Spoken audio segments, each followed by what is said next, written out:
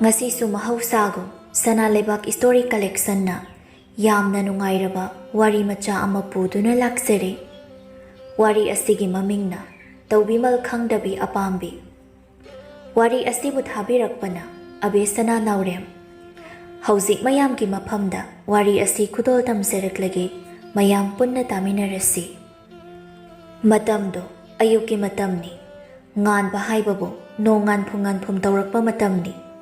Pau haidokpa chatnaba kanna langnarami imongdo sanayaina. Hai, noibu mi yausilaklani ne. Kitang na chataba yaroy ne noibo. Mama, aigi pochai kari wali amukta yangaw haibani noibo. Nganbina. As, nanggani mo'y basi. Nung pao ba ngandri. Mahuni na masaksiga adok tahar kanuko karaga sauning bani. Hay, ay jalamday mi puning deko. Nang nangang libado, tabayaba oide ko mama. Nacha sinapame na puraklaba na mauni ko. Nang gisak today di, namaw sinapadjabayam heli. Kari haiba mo'y badya. Ay si mata mamada, nang naingon day hena pasaba kanam dalayti. Laikaya sida lakliba mawsing sidaki, ay ni ihen heli haikiba na tro. Adug haujing na, ay bo mauni heli kay na hayri. Hoy ma! Kaya da nun he. Hayang ning de mama ko. Ay se, tabag jatoy. Wati tawraga matam se thenki na ba tawra ano ko. Hay, ay to eko. Ta chaw buhay su laklaga, thunga da layram ge hayram bane. Hoy yari chatpiro. Haujikti ay giwa tabi na ba kanam da layra roy da bane. Mamaw si lakpada ngay. Mamaw gi bijang da hana laikri. Ay di niya, hu tarit mo kari. Kuchu singdi, mabukso nong kangi. Lakpaga mijang kong bahawri ba. Somda, nupi mayumdani. Panthoy gi mapay bongodo, saubada, manapay bayada saurami. Aduna mayam changduna themnarami. Ton sanana, ibungo. Nachagi, imong shida ching loy bagi chalibani. Sauraga kari kanani. Nupa mayum gi misu yauraani. Nafi honguroy bungo. Lukhoyna. Tacho, yemo. Machi sing handa luhong kibagi, mangani chakauba pawu loitri. Chakauba siloy ka jalabadi aise. Astum na staw ki driver tacho. Hoyni. Matang na matam na asum to haina. Bidhi na tamdo na laikrabani koy bungo. Yare, loisiluro ko. Ihe, nangang naringay. Nupa mayung ki ahansing di chang e chalo. Nafi honguron he. Mayam, somda. Lukhoysu, loisin baloy na thorak laga pamthare.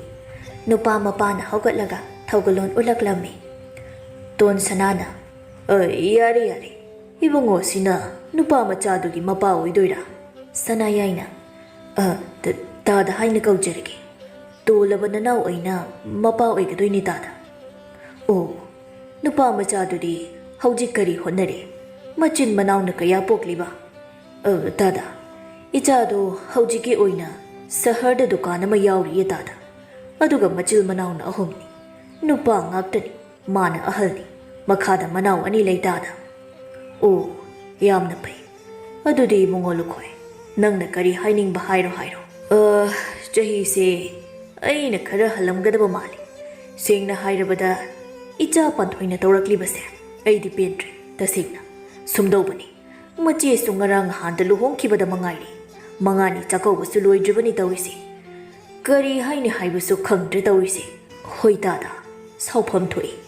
Adubu ija singi laibakta. Asum tho'u tamambani khalaga angang singi mathau sisu tawdaba yaba nattabana tadagi apamba nasenchu hekta honajage. Hoy, adum khanba haiduni. Ado machegi mathausi mapung phana loidrabadi magi tawbadi kitang khudong charoi dara haibabu asom nupa mayumda adum phana basinbiru. Aduga somdagi su aikoi khara kainadan piba laklaga amuk machegi loiraga mangani chakaubada. Magi awang chutam jarage haibu tacho. Aduga mapaibu kari kaiba legi mayam. Sanayayna. Hoy, yam phasdaba waphamni. Hoy, asomda ekoina silage. Tada hoyna ngamlaba kanda. Tamdrabasu yaida. Awandi. Changnaba yaraga loire tada.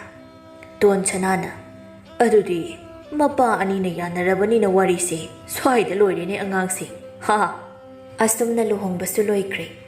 Nganbidi hanagi pamdabaga awun pot ka piraktabagi hena nungsiramde Panthoibu Leikaida koiraga miwa ngangbasi nganbigi mathau amadi oirame nganbina As aidi haujikansi yumdaga amatta leningreda mau amana Kaidaurage ije namau aduk phaba malaina mayamna yam hainaida thabaksu yam phai haida karai dagi noibema masana jana bu pukham phau pirakni aduga ha maje luhongbagi aduada aina nahanwai mingonda sakhriba wari mayam dugane haujik ai ubada iche thambagi mamangda ai di maise thampham leitrapotnida yengo aina magi mamawda ngangluriba mayam duga haujik ne ai yam ikari bazani masakti yingdi migi masak panaradi chopataba naranchu sikidi paide aduga marali basaradana masi karam kanda bu chatoino ibo adu phariba mawdubu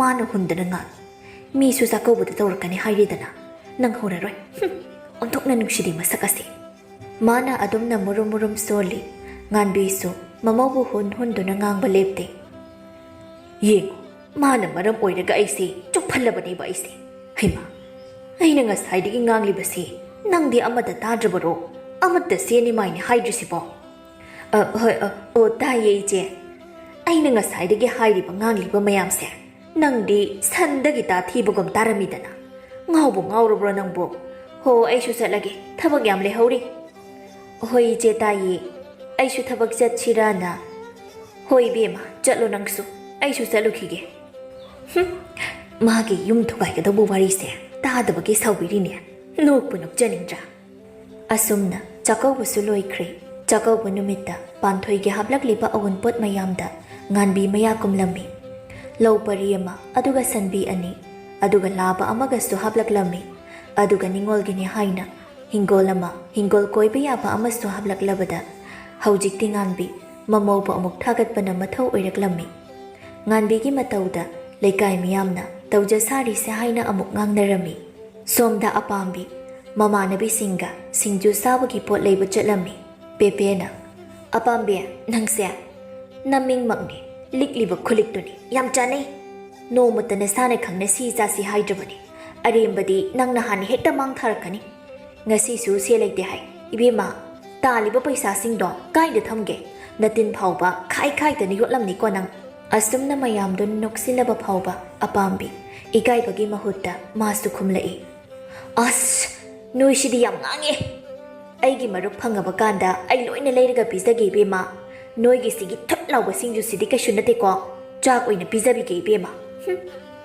amana amuk hairaklammi yam charani da ko yari nangi marup phanglaga haibase haimandana nangse leikai sida lemja chaba pambi apambi hainarabani bema hairiba singdo kaisu khanbiba nate apambi mana thokpa singjudo khaya launa karaga chabada mayamdu inthi nungaina hukpa phangdrabada tumin mayamdu michi khanaraga ingit pinai una ushinada mana thokpa chari apambina noina khanai do aisu khangi nowa lodi chaba puk thalaga loiri kaino haima noyamta chadradi hautraba ai goinadi thum kitang kalle ngasigi singjuse mayam punna hairaglami kalamani da ko pepena lauriba thibongduga chabiyaba charaga hauti kaina thum kitang kalli kaina othoro kaladi nangi na yadagi oro tabaduda ho mayam se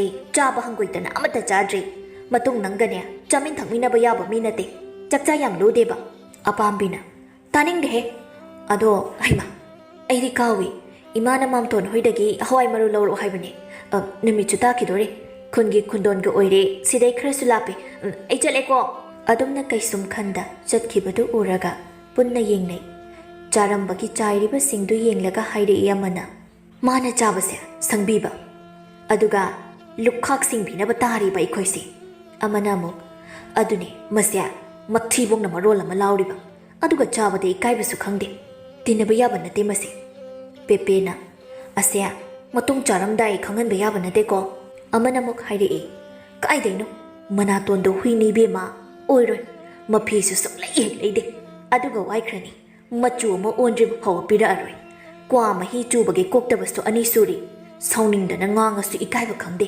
pepena ꯑꯩꯉꯣꯟꯗꯩꯗ ꯋꯥꯏꯕꯅꯦ ꯀꯥꯏꯅ ꯑꯩꯒꯤ ꯐꯨꯔꯤꯠ ꯃꯔꯤ ꯁꯨꯔꯤ ꯃꯥꯡꯈ꯭ꯔꯦꯅ ꯈꯨꯝꯃꯛꯄ ꯑꯃꯅ ꯑꯃꯨꯛ ꯇꯧꯅꯤ ꯃꯥꯒꯤꯗꯤ ꯑꯗꯣ ꯉꯥꯛꯇꯅꯤ ꯌꯥꯔꯤꯁꯦ ꯃꯥꯒꯤ ꯋꯥꯔꯤꯗ ꯃꯇꯝꯁꯦ ꯌꯧꯈ꯭ꯔꯦ ꯌꯨꯝ ꯆꯠꯅꯔꯁꯦ ꯑꯁꯨꯝꯅ ꯃꯇꯝ ꯈꯔ ꯍꯧꯈ꯭ꯔꯦ ꯅꯣꯡꯃꯗꯤ ꯑꯄꯥꯝꯕꯤ ꯄꯥꯏꯈꯣꯝꯕꯒ ꯎꯅꯔꯝꯃꯤ ꯅꯨꯃꯤꯠꯇꯨ ꯄꯥꯏꯈꯣꯝꯕ ꯁꯦꯜ ꯑꯃꯠꯇ ꯌꯥꯎꯔꯛꯇꯦ ꯍꯥꯏꯅ ꯑꯄꯥꯝꯕꯤꯗ ꯍꯥꯏꯕꯗ ꯑꯄꯥꯝꯕꯤꯅ ꯌꯥꯝ ꯁꯥꯎꯅ ꯍꯥꯏꯔꯛꯏ ꯏꯕꯥꯅꯤꯅ ꯌꯥꯎꯃꯤꯟꯅꯔꯤꯕ ꯃꯔꯨꯞꯁꯦ ꯑꯩꯈꯣꯏ ꯑꯅꯤ ꯍꯌꯦꯡ ꯂꯨꯍꯣꯡꯕꯒꯤ ꯅꯠꯇ꯭ꯔꯣ ꯑꯗꯨꯒ ꯅꯪꯅ ꯇꯔꯥꯏ ꯁꯦꯜ ꯌꯥꯎꯔꯛꯇꯦꯅꯦ ꯌꯥꯔꯣꯏ ꯑꯩꯗꯤ ꯄꯩꯁꯥ ꯄꯤꯔꯝꯗꯕ ꯌꯥꯔꯣꯏꯀꯣ ꯄꯥꯏꯈꯣꯝꯕꯅ ꯑꯣ ꯅꯪ ꯑꯩꯅ ꯄꯩꯁꯥ ꯌꯥꯎꯗꯦ ꯍꯥꯏꯕꯁꯦ ꯊꯥꯖꯗ꯭ꯔꯗꯤ ꯑꯩꯈꯣꯏꯗ ꯆꯠꯂꯁꯤ ꯉꯁꯤ ꯂꯧ ꯃꯔꯨꯞꯇ ꯍꯨꯟꯕꯒꯤ ꯍꯨꯟꯕ ꯑꯩ ꯑꯗꯨꯝ ꯍꯨꯟꯖꯔꯒꯦ ꯌꯥꯎꯃꯤꯟꯅꯩꯇꯅꯤ ꯑꯩꯅ ꯑꯗꯨꯝ ꯍꯨꯜꯂꯤꯅꯤ ꯅꯪꯁꯨ ꯍꯟꯗꯛꯇꯣ ꯍꯨꯟꯕ ꯌꯥꯏ ꯑꯗꯨꯒ ꯃꯤꯇꯣꯞꯇ ꯁꯦꯜ ꯊꯧꯕꯒꯤ ꯃꯑꯣꯡꯗ ꯑꯗꯨꯏ ꯅꯠꯇꯦ ꯑꯩꯗꯣ ꯍꯨꯟꯕꯤꯒꯦ ꯇꯧꯅꯦ ꯁꯦꯜꯁꯦ ꯍꯦꯛꯇ ꯐꯔꯛ ꯇꯥꯔꯛꯄ ꯑꯗꯨꯏꯅꯦ ꯃꯤꯇꯥ ꯄꯥꯏꯈꯣꯝꯕ ꯅꯪꯕꯣ ꯌꯥꯔꯦ ꯏꯕꯦꯝꯃ ꯅꯪꯁꯦ ꯉꯁꯤ ꯉꯔꯥꯡꯗꯒꯤ ꯂꯣꯏꯅꯔꯛꯄ ꯅꯠꯇꯦꯀꯣ ꯌꯥꯔꯦ ꯆꯠꯂꯁꯤ ꯌꯥꯅꯤꯡꯗ ꯁꯥꯔꯤꯗꯣ ꯈꯪꯉꯦ ꯏꯕꯦꯝꯃ ꯑꯗꯣ ꯇꯥ ꯄꯥꯏꯈꯣꯝꯕ ꯁꯦꯜꯒ ꯄꯤꯕꯗꯣ ꯑꯩꯒꯤ ꯈꯨꯗꯣꯞ ꯁꯥꯕ ꯀꯣꯟꯅꯅꯕ ꯍꯥꯞꯄꯨꯀꯣ ꯍꯌꯦꯡ ꯑꯩꯈꯣꯏ ꯑꯅꯤꯒꯤ ꯂꯨꯍꯣꯡꯕꯗ ꯅꯃꯥꯏ ꯑꯣꯏꯅꯕ ꯑꯩꯈꯣꯏꯗꯤ ꯂꯩꯇꯦ ꯍꯥꯏꯕ ꯇꯥ ꯄꯥꯏꯈꯣꯝꯕꯅ ꯍꯦꯟꯅ ꯈꯪꯉꯤꯗꯨꯅꯤ ꯃꯁꯤ ꯐꯖꯅꯗꯤ ꯆꯣꯞꯄ ꯅꯨꯄꯤꯅꯤꯗ ꯃꯁꯦ ꯑꯗꯣ ꯃꯥꯒꯤ ꯁꯤꯒꯤ ꯃꯇꯧꯁꯦ ꯑꯩ ꯅꯨꯡꯉꯥꯏꯕ ꯌꯥꯕꯒꯤ ꯃꯃꯤꯗꯤ ꯎꯏ ꯍꯥꯏꯕꯒꯤ ꯀꯣꯏꯔꯕꯅꯤ ꯍꯣꯏꯗ ꯈꯔ ꯏꯀꯥꯏꯔꯁꯨ ꯍꯌꯦꯡ ꯁꯦꯜ ꯄꯥꯏꯕ ꯄꯥꯏꯈꯣꯝꯕ ꯍꯥꯏꯅ ꯍꯥꯏꯅꯅꯕ ꯃꯥꯅ ꯏꯀꯥꯏ ꯈꯪꯗꯈꯩ ꯑꯔꯤꯡꯕ ꯄꯥꯝꯃꯤꯁꯦ ꯌꯥꯔꯦꯗ ꯑꯩꯁꯨ ꯀꯩꯅꯣ ꯇꯥ ꯄꯥꯏꯈꯣꯝꯕ ꯄꯤꯅꯤꯡꯗꯕꯩꯔꯣ ꯅꯪꯅ ꯃꯪꯉꯤꯁꯦ ꯌꯥꯔꯦ ꯑꯗꯨꯗꯤ ꯅꯪꯅ ꯂꯨꯄꯥ ꯑꯃ ꯄꯤꯕꯗ ꯌꯥꯔꯦ ꯆꯠꯂꯁꯤ ꯑꯗꯨꯗꯤ ꯄꯥꯏꯈꯣꯝꯕꯗꯨ ꯁꯥꯎꯅꯤꯡꯕꯅꯗꯤ ꯂꯣꯏꯔꯕꯅꯤ ꯑꯁꯥꯎꯕꯗꯨ ꯐꯥꯖꯤꯜꯂꯒ ꯍꯥꯏꯔꯛꯏ ꯑꯍꯣꯏꯕ ꯌꯥꯔꯦ ꯆꯠꯂꯁꯤ ꯑꯁꯨꯝꯅ ꯄꯥꯏꯈꯣꯝꯕ ꯑꯄꯥꯝꯕꯤꯕꯨ ꯄꯨꯗꯨꯅ ꯂꯥꯛꯂꯕꯗ ꯍꯧꯅꯕꯤ ꯃꯇꯨꯡ ꯏꯟꯅ ꯄꯥꯎ ꯍꯟꯕ ꯆꯠꯂꯨꯕ ꯑꯍꯟꯁꯤꯡꯗꯨ ꯃꯀꯣꯛ ꯄꯥꯏꯔꯒ ꯍꯜꯂꯛꯇꯦꯗ ꯈꯥꯛꯂꯝꯃꯤ ꯁꯅꯥꯌꯥꯏꯅ ꯑꯩꯃꯧ ꯏꯕꯦꯝꯃ ꯄꯥꯟꯊꯣꯏ ꯅꯃꯥ ꯂꯩꯕ꯭ꯔꯥ ꯏꯁꯤꯡ ꯈꯖꯤꯛꯇ ꯄꯨꯊꯣꯔꯛꯎ ꯑꯗꯨꯒ ꯅꯃꯥꯒ ꯑꯆꯧꯕꯒꯁꯨ ꯑꯃꯨꯛꯇ ꯊꯣꯔꯛꯎ ꯍꯥꯏꯌꯨ ꯏꯄꯥ ꯃꯊꯥ ꯁꯥꯕꯅ ꯂꯣꯏꯔꯦꯅꯦ ꯃꯀꯨꯅ ꯍꯥꯏꯔꯤꯕ ꯄꯨꯝꯕ ꯇꯥꯔꯕ ꯄꯥꯟꯊꯣꯏ ꯏꯁꯤꯡ ꯄꯨꯊꯣꯔꯛꯂꯒ ꯍꯥꯏꯔꯛꯏ ꯕꯥꯖꯦ ꯏꯁꯤꯡꯁꯤꯗ ꯂꯩꯖꯔꯦ ꯃꯣꯏꯇꯥꯁꯨ ꯊꯣꯔꯛꯑꯅꯤ ꯏꯃꯥꯁꯨ ꯂꯥꯛꯏ ꯑꯣ ꯍꯣꯏ ꯃꯃꯥ ꯊꯣꯔꯛꯑꯕ꯭ꯔꯥ ꯄꯥꯎꯁꯦ ꯅꯨꯡꯉꯥꯏꯃꯟꯗꯅ ꯂꯋꯥꯏ ꯀꯣꯛꯁꯤ ꯏꯁꯤꯡ ꯊꯥꯕ ꯅꯠꯇꯅ ꯀꯔꯤ ꯎꯄꯥꯏꯅꯣ ꯑꯩꯅ ꯇꯧꯗꯣꯏꯁꯦ ꯑꯁ ꯃꯣꯏꯅ ꯍꯥꯏꯔꯛꯂꯤꯕ ꯃꯇꯝꯗꯨꯒ ꯑꯗꯨꯒ ꯁꯦꯜꯗꯨꯒ ꯑꯩ ꯀꯔꯝ ꯇꯧꯅꯤ ꯃꯣꯏ ꯕꯥꯖꯤꯌꯥ ꯂꯨꯄꯥ ꯀꯌꯥ ꯄꯤꯌꯣ ꯍꯥꯏꯔꯛꯂꯤꯕꯅꯣ ꯂꯨꯍꯣꯡꯕꯒꯤ ꯃꯇꯝꯅ ꯀꯔꯝ ꯀꯥꯟꯗ ꯍꯥꯏꯔꯛꯏꯕ ꯅꯨꯡꯉꯥꯏꯗꯧꯔꯤ ꯍꯧꯖꯤꯛꯄꯨ ꯑꯩꯕꯨ ꯀꯔꯤ ꯇꯧꯅꯤ ꯈꯪꯗ꯭ꯔꯦ ꯂꯨꯍꯣꯡꯕꯁꯦ ꯍꯌꯦꯡ ꯃꯊꯪꯁꯤꯗ ꯍꯣꯡꯂꯁꯤ ꯁꯦꯜ ꯑꯣꯏꯅ ꯂꯨꯄꯥ 50,000 ꯍꯥꯏꯔꯛꯏ ꯇꯧꯔꯤꯁꯦ ꯀꯝꯗꯧꯅꯤ ꯑꯩꯗꯤ ꯁꯤꯃ ꯌꯣꯟꯕ ꯌꯥꯕ ꯂꯧ ꯑꯃ ꯂꯩꯕꯁꯨ ꯅꯠꯇꯦ ꯍꯧꯖꯤꯛ ꯑꯩꯅ ꯇꯧꯗꯣꯏꯁꯦ ꯀꯔꯤꯅꯣ ꯂꯨꯄꯥ 50,000 ꯍꯥꯏꯔꯤꯕꯁꯤ ꯃꯇꯝꯗꯨꯗꯗꯤ ꯌꯥꯝꯈ꯭ꯔꯕ ꯁꯦꯜꯅꯤ ꯍꯧꯖꯤꯛꯀꯤ ꯃꯇꯝꯁꯤꯗꯗꯤ ꯂꯨꯄꯥ 10,00,000ꯒ ꯃꯥꯟꯅꯗꯣꯏꯅꯤ ꯍꯥꯏꯔꯤꯕ ꯄꯥꯎ ꯑꯗꯨ ꯇꯥꯕꯗ ꯉꯥꯟꯕꯤ ꯃꯊꯕꯥꯛ ꯐꯨꯔꯒ ꯐꯝꯊꯔꯛꯏ ꯑꯗꯨꯒ ꯀꯔꯤ ꯍꯥꯏꯕ ꯃꯣꯏ ꯕꯥꯖꯤ ꯅꯠꯇꯦ ꯑꯩꯈꯣꯏ ꯏꯃꯨꯡꯒꯤ ꯐꯤꯕꯝꯁꯦ ꯍꯥꯏꯔꯝꯗꯕ꯭ꯔꯥꯕ ꯍꯩꯃꯥ ꯃꯃꯥ ꯑꯩꯁꯨ ꯍꯥꯏꯕ ꯌꯥꯕ ꯍꯥꯏꯔꯕꯅꯤ ꯈꯪꯗ꯭ꯔꯦ ꯑꯩ ꯀꯔꯤ ꯎꯄꯥꯏ ꯇꯧꯅꯤ ꯍꯥꯏꯕ ꯄꯥꯟꯊꯣꯏꯁꯨ ꯉꯁꯥꯏ ꯃꯈꯩ ꯇꯨꯃꯤꯟ ꯇꯥꯔꯝꯕꯗꯒꯤ ꯍꯥꯏꯔꯛꯏ ꯏꯃꯥ ꯕꯥꯖꯤ ꯅꯃꯧ ꯋꯥꯐꯝ ꯑꯃꯇ ꯍꯧꯗꯣꯛꯆꯒꯦ ꯍꯥꯏꯕꯕꯨ ꯁꯅꯥꯌꯥꯏꯁꯨ ꯃꯃꯧꯅ ꯀꯔꯤ ꯍꯥꯏꯔꯛꯀꯗꯣꯏꯅꯣ ꯋꯥꯈꯜꯗ ꯈꯔꯗꯤ ꯎꯕ ꯉꯝꯃꯤ ꯃꯥꯅꯗꯤ ꯃꯥꯒꯤ ꯃꯃꯧꯁꯤꯒꯤ ꯊꯃꯣꯏ ꯈꯪꯂꯤ ꯉꯥꯟꯕꯤ ꯃꯥꯅ ꯅꯨꯄꯤ ꯑꯣꯏꯔꯕꯁꯨ ꯄꯥꯟꯊꯣꯏꯒꯤ ꯊꯃꯣꯏ ꯃꯅꯨꯡ ꯌꯧꯅ ꯈꯪꯕ ꯑꯣꯏꯗꯦ ꯑꯗꯨꯅ ꯁꯅꯥꯌꯥꯏ ꯃꯈꯥ ꯇꯥꯔꯛꯏ ꯏꯃꯧꯅ ꯀꯔꯤ ꯍꯥꯏꯅꯤꯡꯂꯤꯕ ꯃꯈꯥ ꯇꯥꯔꯛꯎ ꯏꯃꯧꯁꯤꯗꯤ ꯕꯥꯖꯤ ꯅꯃꯧꯅ ꯍꯥꯏꯖꯗꯣꯏꯁꯦ ꯑꯇꯩ ꯅꯠꯇꯦ ꯑꯩꯒꯤ ꯍꯤꯡꯒꯣꯜ ꯑꯃ ꯄꯥꯕꯅ ꯎꯟꯕꯤꯔꯛꯄꯗꯣ ꯊꯥꯗꯣꯛꯑꯗꯤ ꯍꯥꯏꯔꯤꯕ ꯁꯦꯟꯐꯝꯗꯨ ꯐꯪꯒꯗ꯭ꯔꯥ ꯏꯃꯧ ꯏꯕꯦꯝꯃ ꯃꯗꯨ ꯅꯄꯥꯅ ꯅꯪꯒꯤꯗꯃꯛ ꯇꯃꯛꯄꯅꯤ ꯑꯗꯨꯒ ꯏꯕꯥꯏ ꯍꯣꯏꯅ ꯀꯔꯤ ꯈꯟꯈꯤꯅꯤ ꯃꯗꯨ ꯅꯨꯡꯉꯥꯏꯔꯣꯏꯗ ꯏꯃꯧ ꯏꯕꯦꯝꯃ ꯉꯥꯟꯕꯤꯁꯨ ꯍꯥꯏꯔꯛꯏ ꯃꯧꯋꯥ ꯃꯗꯨꯕꯨ ꯅꯨꯡꯉꯥꯏꯒꯗ꯭ꯔꯅꯦ ꯃꯗꯨ ꯇꯧꯔꯒꯗꯤ ꯌꯧꯕꯨ ꯌꯧꯒꯗ꯭ꯔꯣ ꯁꯦꯟꯐꯝꯗꯨꯕꯨ ꯁꯅꯥꯌꯥꯏ ꯃꯥꯒꯤ ꯅꯨꯄꯤꯅ ꯌꯣꯟꯅꯤꯡꯕꯒꯤ ꯋꯥꯇꯥꯗꯨ ꯈꯪꯂꯗꯨꯅ ꯃꯃꯤꯠ ꯐꯩꯅ ꯌꯦꯡꯉꯤ ꯄꯥꯟꯊꯣꯏꯁꯨ ꯎꯗꯕ ꯅꯠꯇꯦ ꯃꯅꯦ ꯃꯀꯨꯒꯤ ꯃꯇꯧ ꯑꯗꯨ ꯃꯈꯥꯃꯨꯛ ꯇꯥꯔꯛꯏ ꯄꯥꯟꯊꯣꯏ ꯌꯥꯅꯤ ꯑꯩꯈꯣꯏ ꯄꯥꯕꯗꯤ ꯑꯩꯅ ꯍꯥꯏꯕꯗ ꯂꯣꯏꯅ ꯑꯗꯨꯝ ꯌꯥꯅꯤꯌꯦ ꯏꯃꯥ ꯕꯥꯖꯤ ꯑꯁꯨꯝꯅ ꯄꯥꯟꯊꯣꯏꯅ ꯑꯆꯪꯕ ꯄꯨꯝꯕ ꯄꯨꯊꯣꯛꯇꯨꯅ ꯂꯨꯍꯣꯡꯕ ꯑꯗꯨ ꯂꯣꯏꯈ꯭ꯔꯦ ꯑꯄꯥꯝꯕꯤꯁꯤ ꯃꯧ ꯑꯣꯏꯔꯕꯁꯤ ꯐꯥꯎꯕ ꯃꯥꯒꯤ ꯍꯩꯅꯕꯤ ꯍꯣꯡꯕ ꯂꯩꯇꯦ ꯑꯄꯥꯝꯕꯤꯅ ꯏꯆꯦ ꯅꯪꯒꯤ ꯁꯅꯥꯁꯤ ꯌꯥꯝ ꯐꯖꯩꯌꯦ ꯁꯟ ꯀꯌꯥ ꯑꯣꯏꯗꯣꯏꯅꯣ ꯏꯆꯦ ꯄꯨꯛꯆꯦꯜ ꯆꯥꯎꯕꯗ ꯄꯥꯟꯊꯣꯏꯁꯨ ꯑꯩꯒꯤ ꯃꯤꯒꯤ ꯈꯥꯏꯗꯦ ꯑꯗꯨꯃꯛ ꯈꯨꯝꯃꯛꯏ ꯁꯟ 2ꯒ ꯆꯅꯤꯡ 4ꯅꯤ ꯑꯌꯥ ꯌꯥꯝꯃꯤꯍꯦ ꯑꯗꯨꯗꯤ ꯑꯁ ꯑꯩꯒꯤꯗꯤ ꯁꯟꯒꯥꯏꯒꯤ ꯈꯨꯗꯣꯞ ꯃꯆꯥꯁꯤꯒ Ichegi mayam sidi. Kudopso kuchani sida shirise. Arupadi oireroi. Panthoi mina kari khalle haiba loina uba ngami. Aduna manaugi watliba potjai sing mana loina khangi. Aduna hairi. Ichegi se nangini. Aigi migi haiba khaidi nachedi se. Aigi sana se nang pamadi se. Ichi yanbigi. Aduga sigi piyom se. Sidalik ama aduga khuzi phane pige thambale khoksu yaurabani. Ichi na nangonda loina pirabani se. Apambi su arembane hairabadi ikaiba khangba mida natte. Aduna mina adugyam piraba phauba hanba leite. Amukas to hairi. Adu ije sigilai machugi rani se yam pami ije. Hoi hoi lauro se. Matam khara haukri. Atombasu thazaga luhongduna imungsi mau ahum suri. Aduga thazadi mata amani. Magisu mingondi henjin na piningdi. Aduga migisu ehen bapamdi. Madi mau ahumgi marakta. Nongmadi ikang hauda hairi ithazana. Ije yai ngasidi alu silaitre. Aini hek lakpadagi ije ahalna imungi pojai se loina le. Aduni ije yai na alu lairu. Aduga aina tilhau leibagi paisa puthoage. Paisa piro alu leibagi. Apambina. Kaino nangi wata sidi ina. Noi na taisu sel amata piraktre hai. Handaki thabak subagi. Aduna lairoida. Itaina adok koina thabak surati sibu. Lupa ani phauba imungda tungdriba hai sibo ije. Aina hai se ije. Ibani chapmana na puthok toine ije. Ije ahansu itaina ra ise kuiri. Aduna kaithel da thoktuna wana honari. Sidamung aikhoini yetpiri. Macha chu chauri. Ije nata tawno ije.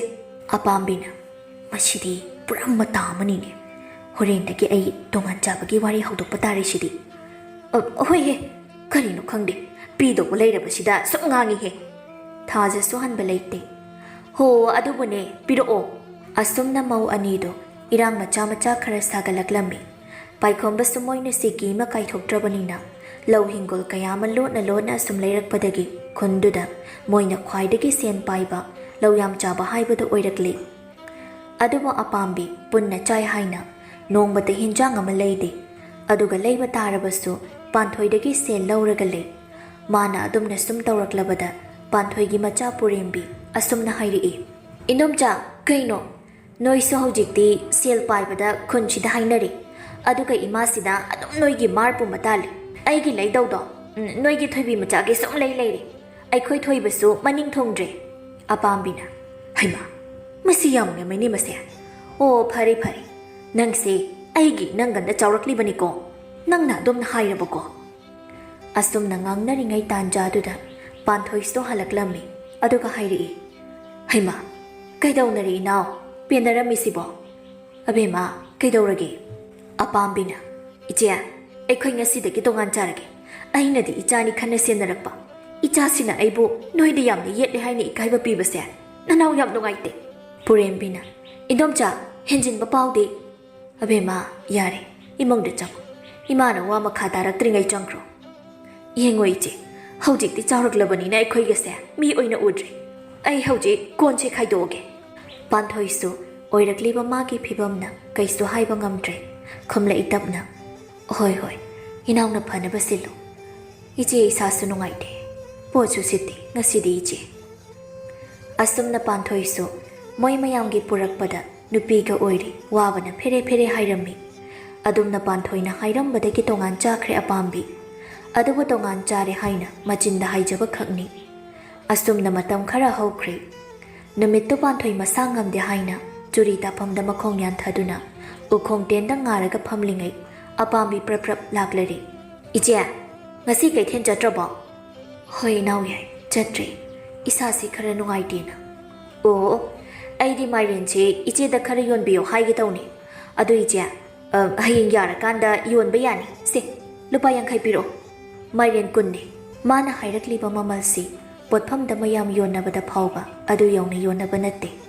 Mayamna yonnarisi mairen amada lupa ama khaktani. Mana piro hairibasidi panthoida sel mangba haidu oidoini panthoidadi.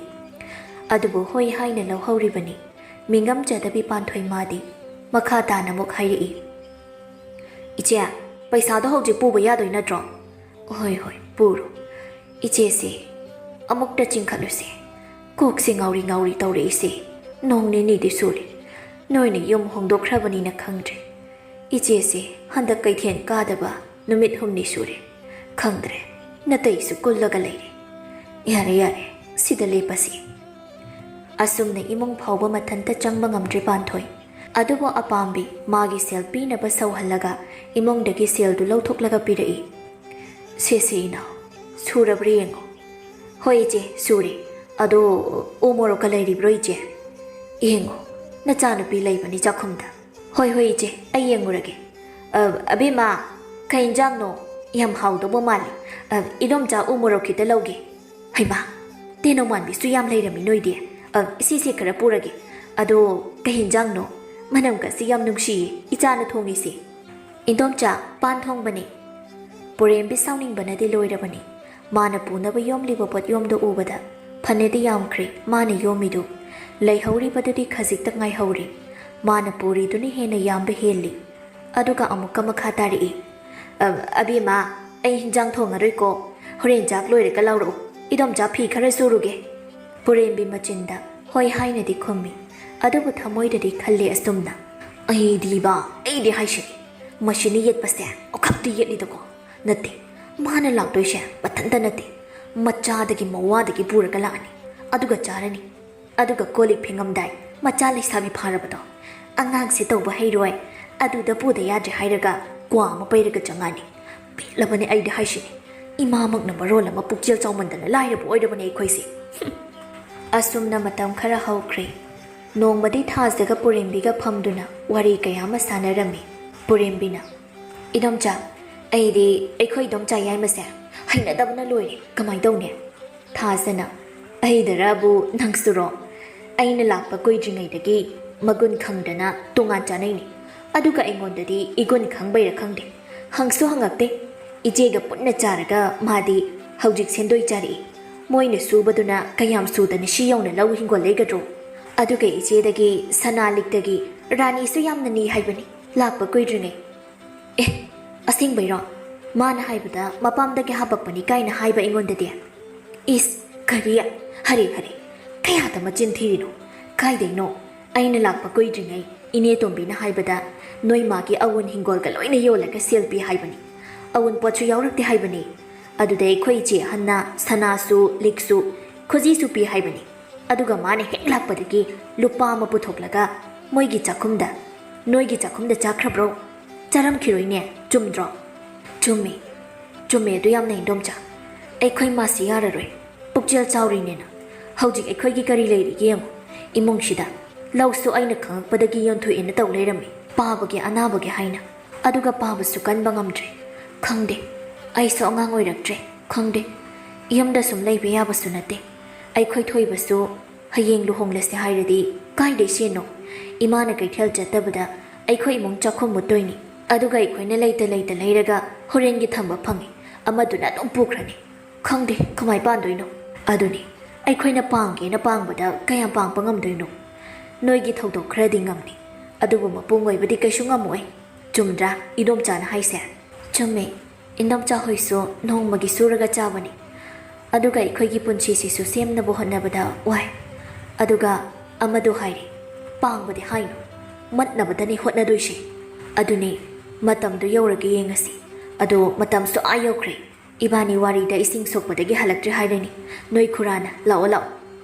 asumna matam madi nongma haukibana purembisu nupa amada chenkri chenba thilakpagi matamni marang langnarami tanjado apambi pochai singdu moigi mayumda punaba lotlammi lakliba mi singdu madomcha ama oina wari saba changde magi matauda thajaga purembiga michi khanarami asumna nupa mayumgi midi hankre adubu panthoidi mathayamna sarami macha luhongnaba selso amata leiramde adugi sumathakta machabu leite haina kayam koina phajinduna thamni haina khalami purembina ima kaidawrage ngarang dei chak chadri hai idom cha thasana lao chak se khare chanaba aduga ikhoi thoibadi thabak jakhibani hoi icha yaudabduda chak chaba yadribani ima ado lao asumna namituma haukhre Mathangi numitni Apambi Sendoi khomluba halakpada Panthoi Apambi hoi bungairami Mana adamna leirambada Apambi maithong sukna hairi Ichea kaino yam thazadana ikhoidaga leiramisibo kai leirage iche hoi inau yai iche si inau bu halakpa ngairamlibani iche si upay ama leitri nangonda tanaraga kokse khara thokadrana sum laklibani iche kai tanase haibano iche si upay ama leitri nachanupigi luhongbase lakliba phairengi ni panbasida honglase hainade hainakri adubu mage hapnaba seldi iche da amata leite noida khara puthokpigera iche amuk tapna tapna inkhalake iche aigi oinadi leite adubu aikhoi pamlonggi iche amadagi hangagi adu iche magidi sendoiti yam chawbani iche adubu iche hunba ngamgadrane tasengbaidi Apambi magi selni adubu mapamlomdaini haina khumlibani haiba Panthoi khanglibani khalli thamoida oh nangidamak aina tawkiba kayado hojikte loina kawreko nangi na pam kaya nungaiba sunati nangna oidaba ngangba ngamlabako ima ibana aigine haina pirakpa pumba kari su khanda aigine haiba pumba inausi maraibak thi haina pumnamak kathokibi nache aigondagi sendoi haiba ngamlabako hoi na iche ngamnabo hullage hoi hoi iche adudi ai heng lobiruragi madi tarakabiniko tha khudingi soibiyareko iche gi khalaga lawdoini nanaugi maidi khuhanbinu ko iche asumna matam khara haukre luhongba naksilaklabada Panthoidi yumdagi chathoktre aduna Apambi amadi thazana luhongbagi pot leiba chatli adubu namichimadi Apambi khaktamak chatpa tari thaza amadi purembi pakhatba phaurambi Apambi sen chaba yamna hai somda kaithel Apambina iche sigi korpuse ama aduga batin sanabun khudengsi pulapta kaya wari no iche potyon biduna bema punna lupa chawnga tare asumna kaithendagi pochai khara leiraga halaklaga hairi abema iche ibema ising khajikta pairo nangna thorakpada Panthoina nang halaklabra hoi iche ado se poche yarabri hoi hoi yare inauna leire ise yam phazari iche as hojiki matamse poche onthokna tangkri korpu batin aduga khuding sigada lupa lising ama hairi aduga phirol khara siga punna lising mangani engondagi ani ma haplaga leiraklabani hoi hoi aise kai thienda taraga laklibani haibase mana khangdre hoi tawjo nangna tawbana nangna phangba haiduni asumna matam khara haukre luhongbasu loikre Apambi gi sendoisu luhongbagi mana pangkhiba potpang halakpana angamba lupa lising kontra di pikre aduga lising humdra watpagi Apambi Panthoida ngangami iche aidi hana haikraba natro aigi mai chophanbino hairaga sendoisu tha ani suri hulaktriba hoina iche se ngamdabagi nacha thoibasu thabak kannadi shubani adubo yumboduna shel piraktabana iche handakte upai leitrina iche adu yaroida sendoiga selep punna lupa lak ama helabani aduni hingose aingonda ming onchilage aduga singkrasi Panthoi wa du tabada milu pirang sinthaduna hairi ina nangse angakpaniko nangonda ichil ina oibagi sakmai amata yengdrabanina phare ayumse hingonche nangonda pirage aigi hingon nangi luhongbada thamkiba aigi sanalik supiro ai hojikti wari aduga pathoknarasi asumna Panthoina thazada hairakpada Apambi khautak chana hairi ichena nuksina pikibadudi kona wa chawna boire phare phare adudi pigini adubu hingondudi ai khangdi liksanadi pigi asumna liksanadu lauraga Panthoi madu kaithoklaga sel adu singlaga thoibana thabakkan suraga hojikti Panthoi hanagum tapna tapna nungairakli aduga migi arem Apambi machaningoldugi haktakta mana miyoi kayadagi namhattuna laukiba sendoi kayadugi mahai oina miyoi kaya amana thamoi sokna hunkiba kayagi mahai oina machaningolgi maya nupaduna ningolduda inchilaga yon yonduna chabada hojikti moina leiriba yumduda ngairi ꯃꯥꯅ ꯋꯥ ꯈꯪꯗꯕ ꯀꯌꯥꯗꯨꯅ ꯑꯄꯥꯝꯕꯤ ꯌꯥꯝꯅ ꯋꯥꯅ ꯂꯩꯈꯤꯔꯝꯃꯤ꯫